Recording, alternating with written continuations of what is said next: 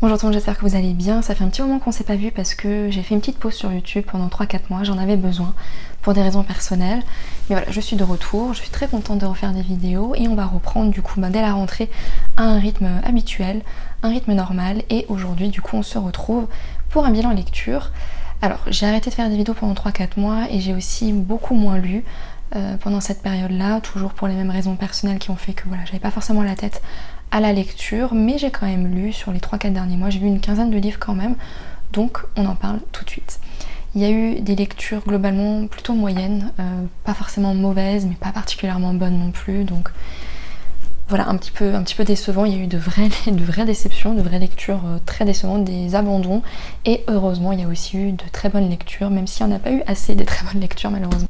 On commence par Eileen de Ottessa Moshfegh. Alors Ottessa Moshfegh, c'est une autrice très populaire sur les réseaux en ce moment, elle est très lue. Moi je l'ai découverte l'année dernière avec Labvona que j'avais adoré, ça faisait partie de mes meilleures lectures de l'année dernière. Et du coup j'avais envie de lire Eileen, là c'est quelque chose de totalement différent.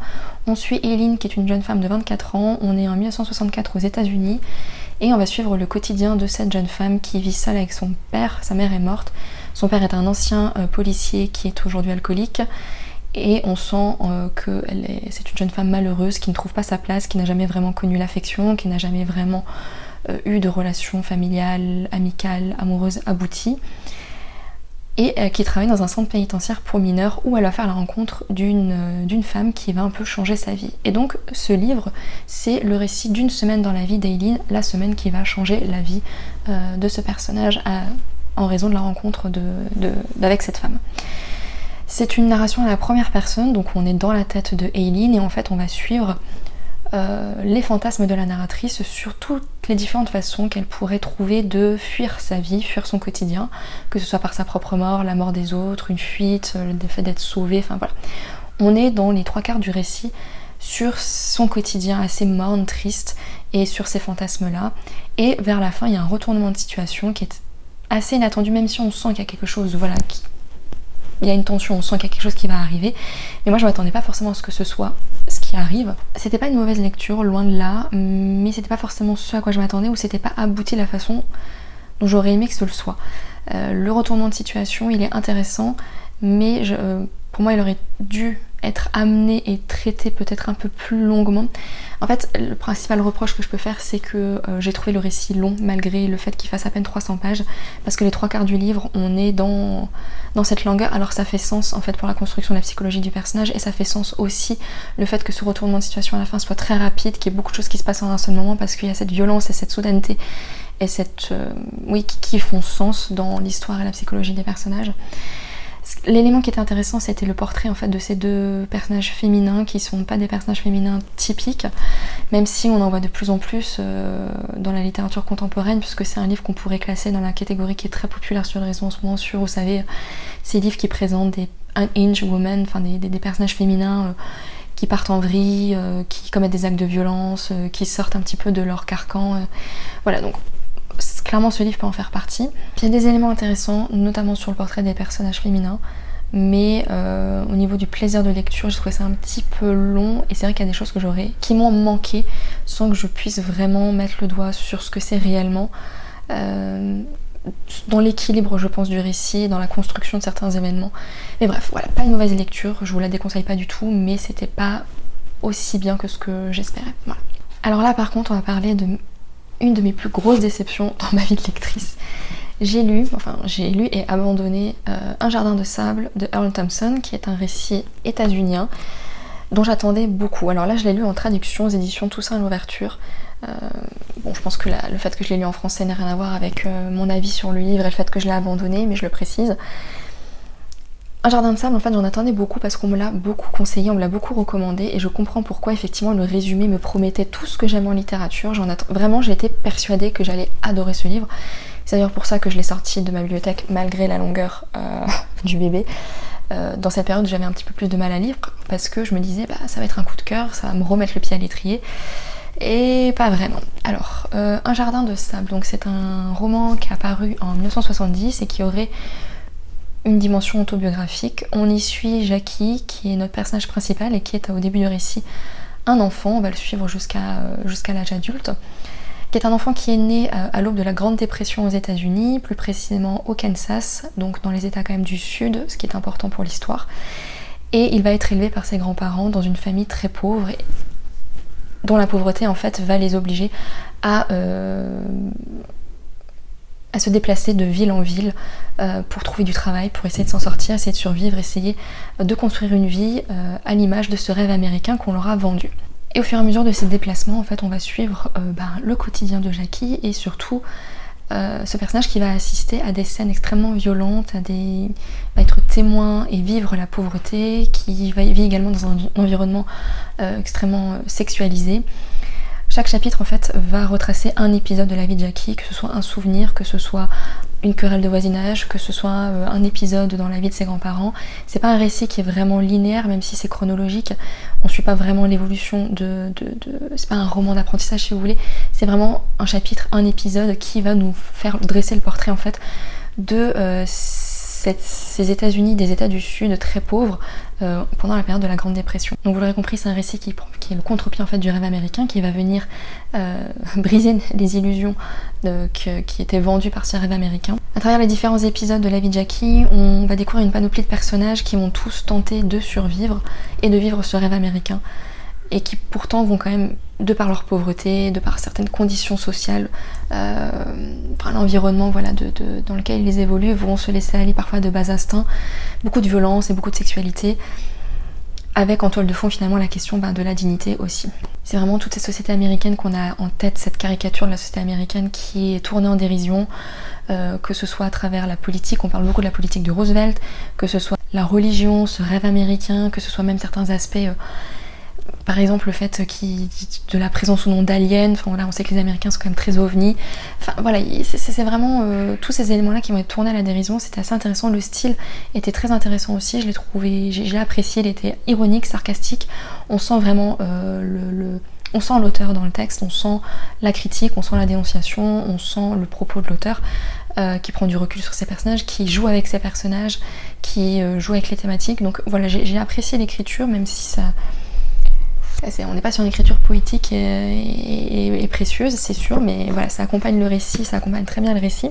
La sexualité, par contre, elle est omniprésente. Il y a des passages, que ce soit une sexualité qui soit violente, qui soit interdite, qui soit excessive, elle n'est jamais présentée en plus sous un prisme positif. Et si ça fait sens ça fait sens à certains moments et pour certaines choses, mais j'ai trouvé que c'était trop, et ça fait partie des raisons pour lesquelles j'ai fini par abandonner ce livre. Alors je sens pourquoi j'ai abandonné ce livre, parce qu'au final il y a quand même des points très positifs et je comprends l'intérêt de ce récit, mais c'était trop long, c'était trop répétitif en fait. Comme c'est une structure en épisode, en espèce de chronique, au bout d'un moment c'est toujours la même chose, c'est toujours des excès de violence, notamment sexuels, et au bout d'un moment j'ai compris. J'avais l'impression que je sortirais pas de ce livre, ce qui fait sens aussi par rapport aux propos du livre, mais voilà, j'avais l'impression que j'avais fait le tour, que j'avais compris, et que ça servait à rien que je m'inflige encore 500 pages de pure violence, notamment sexuelle. Donc encore une fois, c'est pas mauvais, mais c'était trop long et j'avais compris. Peut-être que je le reprendrai un jour, que je le relirai dans son entièreté, mais au moment où je l'ai arrêté, pour moi, j'avais fait un peu le tour du livre. Donc voilà, si vous l'avez lu, dites-moi, parce que je serais très curieuse de savoir ce que vous en avez pensé. En tout cas, c'est pas une lecture pour tout le monde, et c'est sûr que ça plaira pas à tout le monde, mais si avec tout ce que je vous ai dit ça vous décourage pas, allez-y, pourquoi pas, ça peut vous plaire malgré tout. Bon, ensuite on va parler de bonnes lectures quand même d'excellentes lectures. J'ai redécouvert Joyce Carol Oates avec 2 de ses romans. Merci Anastasia de m'avoir rappelé que cette autrice existait. Je l'ai découverte, Joyce Carol Oates, quand j'étais adolescente avec Nous étions les Mulvaney, qui est un long roman sur l'histoire d'une jeune femme qui va être violée par son petit ami lors du bal de fin d'année du lycée. Et ensuite c'est un récit qui va s'intéresser à toutes les conséquences pour cette jeune femme de ce viol. Bref, j'avais adoré, j'avais trouvé le récit incroyablement fait, le sujet très bien traité, mais depuis je n'avais plus jamais relu Joyce Carol Oates, alors que c'est une autrice qui est très lue, très appréciée, contemporaine. Et du coup là j'ai découvert Délicieuse pourriture, qui est incroyable, c'est vraiment un super roman. Alors attention, Joyce Carol Oates elle aborde des sujets durs, mais si Si vous êtes prêts et prêtes à lire ce genre de récit, allez-y, parce que alors vraiment c'était incroyable. C'est très court, Délicieuse pourriture, c'est un récit qui pourrait commencer un petit peu dans la vibe de, vous savez, les Dark Academia, puisqu'on est dans un collège de filles sur un campus lors d'un stage d'écriture qui est très sélectif, puisqu'il va être animé par un prof qui est très admiré par les étudiantes, qui est un petit peu mystérieux. Il y a toute une aura autour de ce prof qui d'ailleurs aime beaucoup D.H. Lawrence, qui je pense qui est un choix d'auteur qui n'est pas anodin pour le récit, et prof qui est le mari d'une artiste sur le campus, d'une femme qui est sculptrice et dont les œuvres font un peu controverse. Et donc on va suivre des étudiantes qui vont faire partie de ce stage. Sur ce campus, il y a d'autres choses un petit peu bizarres qui se passent, il y a des incendies qui se déclarent, il y a des étudiantes qui disparaissent. Voilà, il y a un petit peu un mystère, on sait pas trop ce qui se passe. Et on sent bien que tout ça est lié. Donc je vous en dis pas plus au niveau de l'histoire. Mais alors vraiment, je ne m'attendais pas à autant de perversité et que ce soit aussi bien présenté. Vraiment, Joyce Carol Oates, elle a un style qui est condensé, mais qui est clair, éclatant même. Je trouve que ce qu'elle réussit à faire, c'est à se mettre à la bonne distance des choses.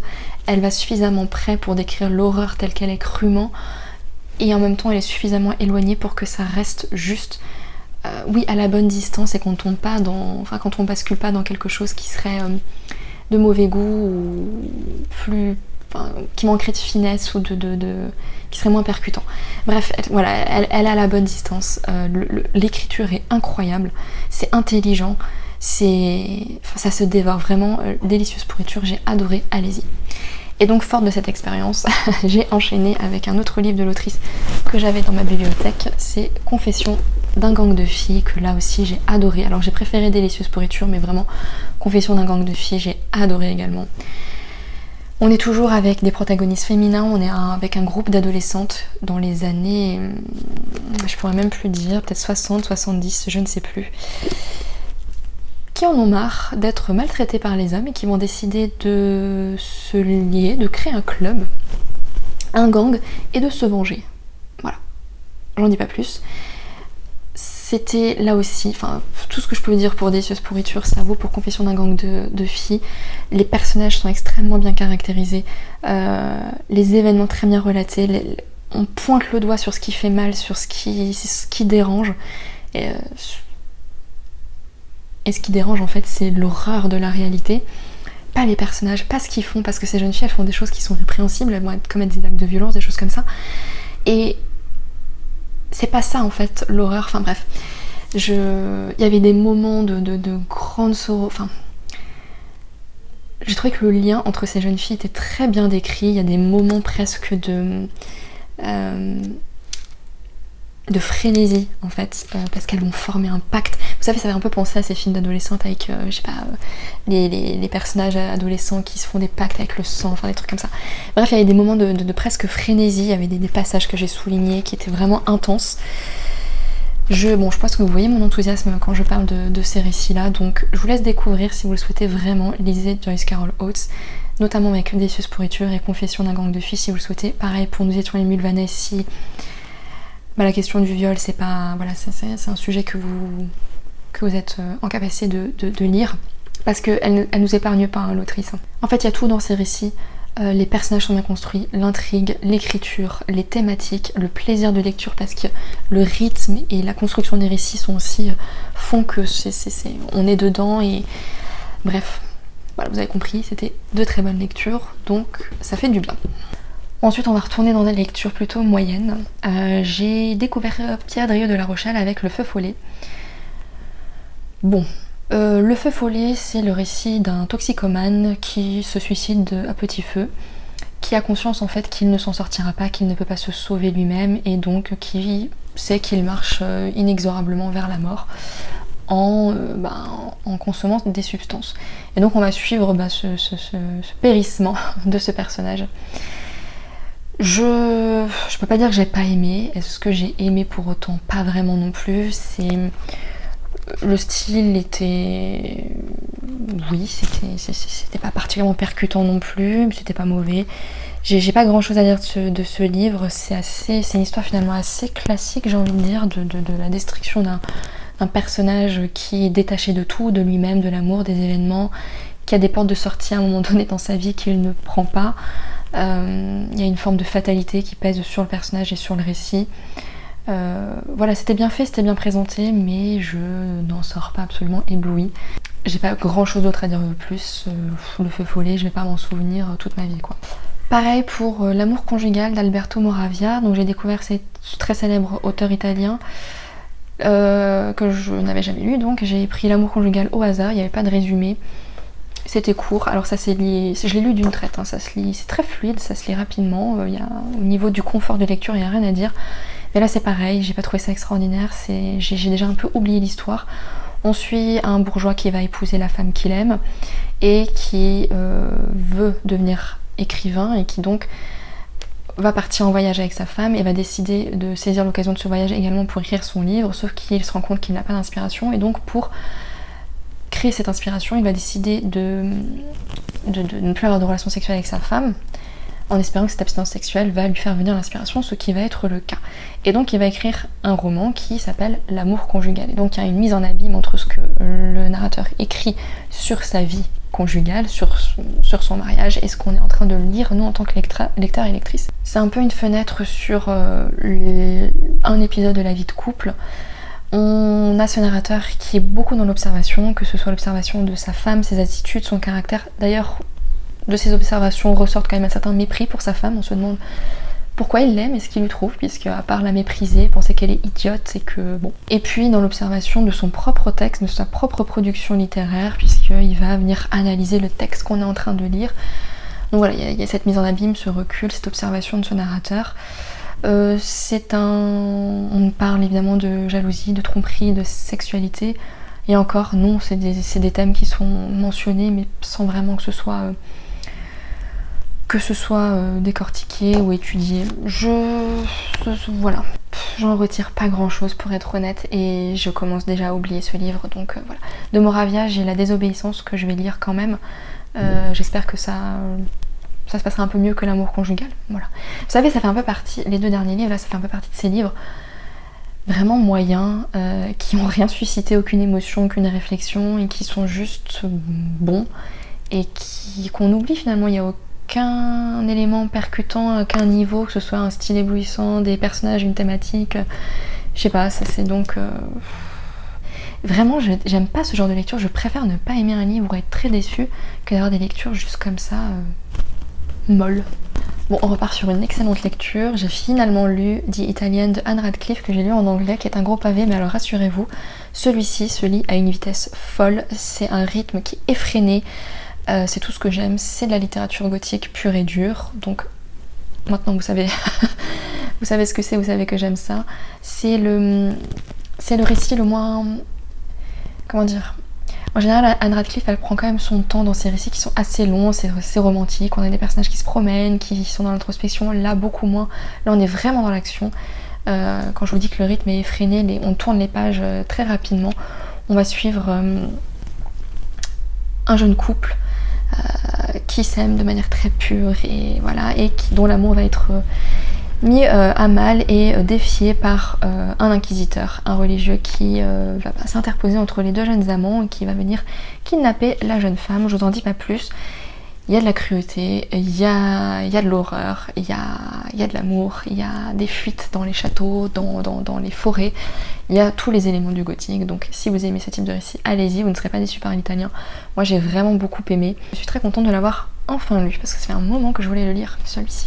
J'en profite pour vous présenter une petite nouvelle, La bonne Lady Duquesne de Mary-Elizabeth Braddon. Mary-Elizabeth Braddon, elle, là aussi écrit, c'est une autrice anglaise je crois. Là aussi elle a écrit plutôt des récits fantastiques, horrifiques, un peu policiers également. C'est une autrice que je voulais découvrir depuis un petit moment et puis là la maison d'édition m'a envoyé cette nouvelle, donc c'était l'occasion. La bonne Lady Duquesne, c'est très court donc je ne vais pas vous en dire beaucoup, mais c'est un récit de vampires avec des femmes. C'était sympa mais sans plus. Je pense que pour l'époque c'était un peu plus intéressant que pour nous aujourd'hui. Ça reste un personnage féminin le portrait de personnage féminin qu'on retrouve assez peu malgré tout.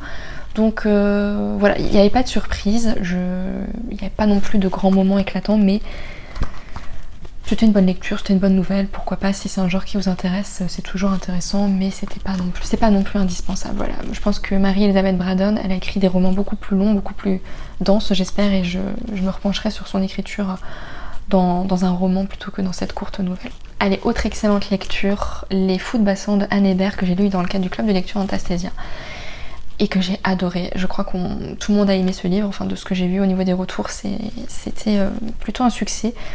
Anne Hébert, c'est une autrice canadienne que je ne connaissais absolument pas. Les Fous de Bassan, c'est un récit avec une construction assez singulière, un style singulier. Il y a vraiment une atmosphère pesante, on ne sait pas trop où on met les pieds et pourtant tout est clair. L'autrice nous perd pas, mais on n'est pas sûr. En fait, on ne sait pas sur quel pied danser parce qu'elle va nous présenter des personnages et une intrigue qui sont déstabilisants parce qu'on ne sait pas trop justement qui ils sont réellement. Est-ce qu'on a bien compris ce qu'on a compris? Quelles sont les intentions des personnages? Où on veut en venir exactement? Donc on se laisse vraiment porter par l'autrice qui nous présente plusieurs personnages ici, plusieurs points de vue. Donc c'est un récit qui est polyphonique et avec vraiment une incarnation de ces personnages dans l'écriture, voilà, que j'ai trouvé très intelligente. Il y a quand même, voilà, c'est cette ambiance assez pesante, il y a une chape de plomb sur le récit. C'est dérangeant, j'ai adoré, c'est tout ce que j'aime. Et puis c'est un récit un petit peu puzzle où il faut reconstituer les éléments, être sûr d'avoir bien, de se souvenir de ce qu'on dit à un personnage, les personnages qui ne sont pas forcément des personnages de confiance, parce que forcément les événements sont présentés de leur point de vue, sous leur prisme, donc voilà, il faut démêler le vrai du faux. Bref, Les Fous de Bassan, j'ai beaucoup aimé. Anne Hébert, je la relirai, donc je remercie Anastasia d'avoir choisi ce livre pour le club de lecture parce que ça m'a fait découvrir une très bonne autrice. Alors j'ai eu moins de chance avec mon club de lecture puisque j'avais mis au programme La Maison dans l'impasse de Maria Messina. Maria Messina qui est une autrice italienne du début du XXe que j'avais très envie de découvrir. J'ai plusieurs livres d'elle dans ma bibliothèque. D'ailleurs j'ai aussi lu Sévéra dont je vous parle tout de suite après. Mais La Maison dans l'impasse, donc c'est un très court récit que j'ai aimé et en même temps j'étais un peu... Je m'attendais à plus, il m'a manqué des choses. On va suivre l'histoire d'un ménage sicilien au début du XIXe siècle qui peut paraître assez ordinaire dans la mesure où le foyer va être placé sur l'autorité patriarcale du chef de famille, du mari, et on va suivre ce quotidien dans ce ménage qui n'est pas si ordinaire que ça puisque finalement c'est un ménage à trois étant donné que l'épouse va s'installer avec son mari avec sa sœur. Et on va suivre également la relation entre les sœurs qui va se dégrader en raison de cette dynamique à trois personnes. C'est un récit sur la servitude des femmes dans le foyer qui est bien décrit. Dès le premier paragraphe, on sait qu'il n'y a pas d'issue pour elles. De toute façon, la maison dans l'impasse, on est dans un foyer qui n'a pas d'issue, qui ne présente pas d'issue pour ces femmes. On suit le personnage du mari qui est assez détestable, qui est assez caricatural aussi, qui peut travailler mais qui représente vraiment cette autorité absolue, ce manque d'empathie, d'émotion, cette force violente. Et l'absence d'issue qui jusqu'au bout, en fait, où il y a quand même, le livre se finit sur un drame qui aurait pu changer la donne, être la porte de sortie pour ces femmes-là mais qui ne l'est absolument pas au final et ça fait sens. Voilà, il y avait des éléments intéressants mais c'était peut-être pas assez élaboré, c'était trop court. Je pense que si le récit avait été un peu plus long, un peu plus travaillé, la psychologie des personnages un peu plus détaillée en fait, ça aurait été un très bon récit. Là les choses vont trop vite, il y a beaucoup trop d'ellipses, il y a beaucoup trop de silence. Alors ça peut être intéressant dans l'écriture à certains moments et de manière dosée d'avoir justement ces ellipses, ces silences, des choses qui ne sont pas dites et qu'on comprend, mais là c'était mal dosé et c'est le principal reproche que je peux faire à l'autre livre, Sévéra. Honnêtement, je n'ai quasiment aucun souvenir de ce livre parce que tout est pris avec tellement de hauteur, tellement de silence et tellement d'absence dans le récit que il n'y a plus de substance en fait, il y a quasiment plus rien et il n'y a plus rien à quoi se raccrocher et du coup c'est un livre que j'ai lu de manière un peu en flèche et dont j'avais rien à quoi me raccrocher et du coup j'ai oublié vraiment ce qui se passait. C'est un peu moins le cas dans La Maison dans l'impasse mais quand même c'était mal dosé à ce niveau-là, il aurait fallu en dire plus, notamment dans la relation entre les deux sœurs qui va se dégrader jusqu'à un point de rupture et ça aurait pu être fait autrement. Donc voilà, c'est un récit dont l'ambiance quand même est bien menée, on est dans un huis clos qui est assez oppressant et on le ressent bien, mais j'attendais un peu plus, donc un petit peu déçue. Pas une mauvaise lecture, mais c'était pas à la hauteur de ce que j'espérais, ce qui aurait pu être fait surtout. Enfin je dis ça, je suis incapable d'écrire un livre, mais voilà. On repart sur une très bonne lecture, L'entrave de Colette. Ah, alors là, l'écriture, la psychologie du personnage, là ça c'est bon ça.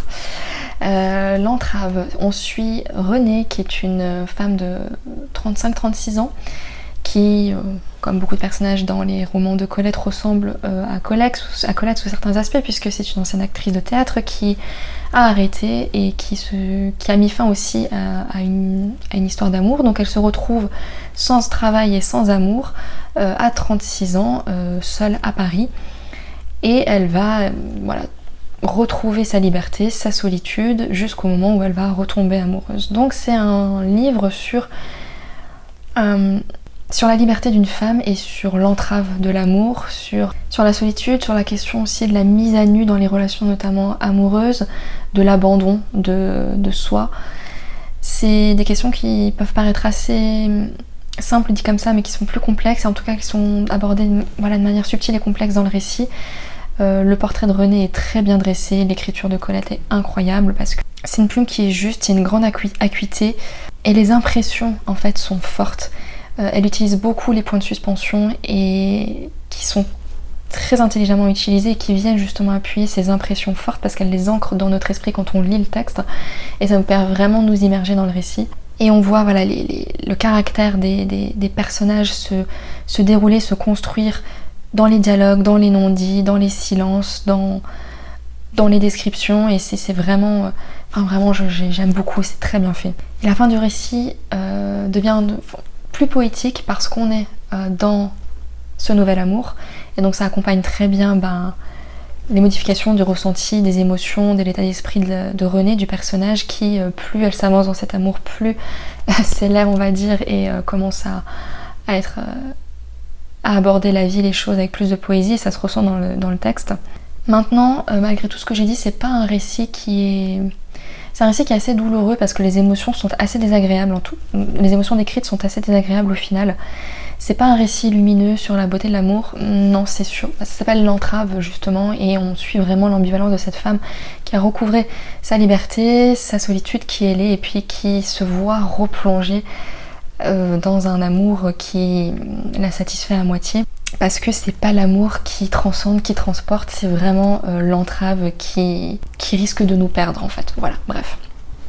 J'ai adoré, j'aime toujours, en général Colette, ça se passe bien. Donc voilà, L'entrave.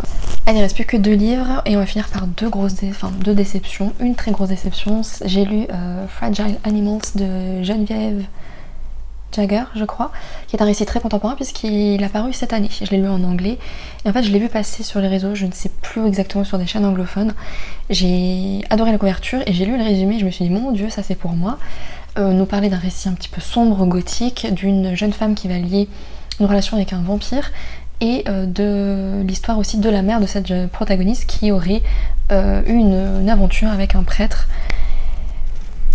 Clairement, c'était pour moi. Mais alors, quelle déception. Ah non, en fait, on se retrouve juste, malgré la 4e de couverture et ce qui est promis dans le résumé, avec une histoire contemporaine, plate et sans enjeu. C'est pas du tout un récit gothique, horrifique, c'est pas du tout un peu du réalisme magique ou quelque chose comme ça. Non, c'est du contemporain nul. On va suivre finalement l'histoire de 7 personnages, Noël, à la première personne. J'ai vraiment beaucoup de mal avec les récits à la première personne en plus, mais soit. Bref, on suit ce personnage de Noël, qui est une jeune femme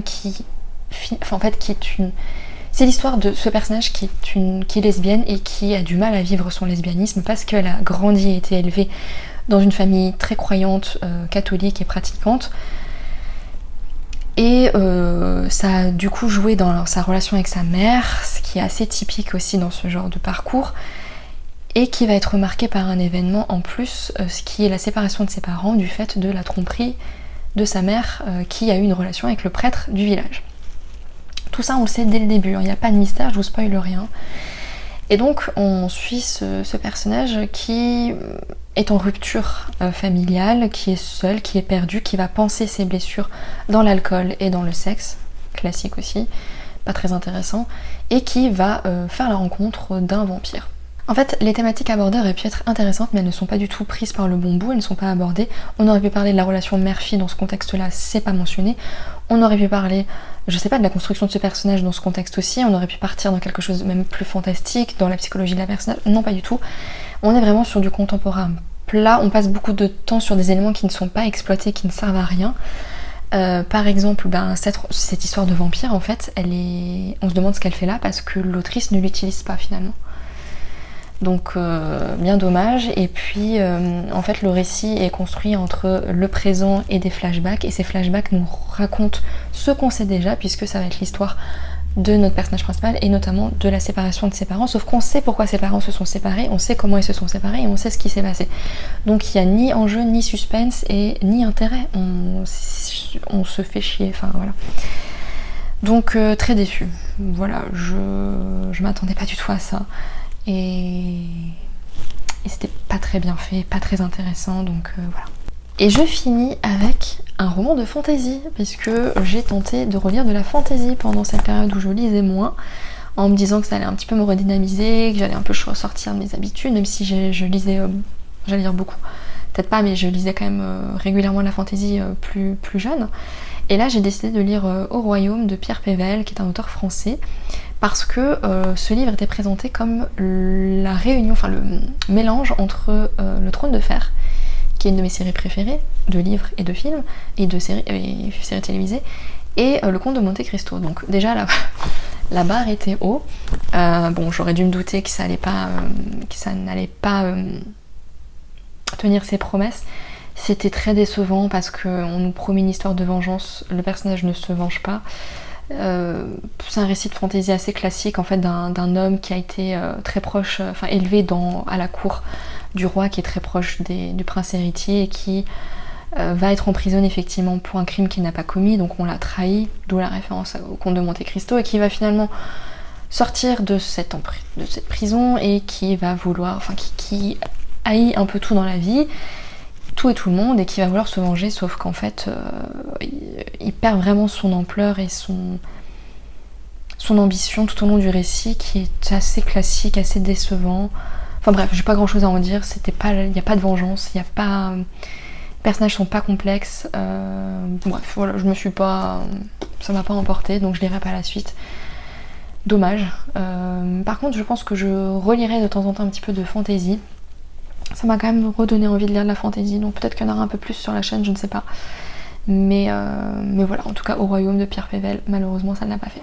Voilà, écoutez, dites-moi si vous avez lu certains de ces livres, est-ce que vous en avez pensé. Merci d'être resté jusqu'au bout. J'espère que vous serez au rendez-vous pour les prochaines vidéos, malgré ma désertion de ces 3-4 derniers mois.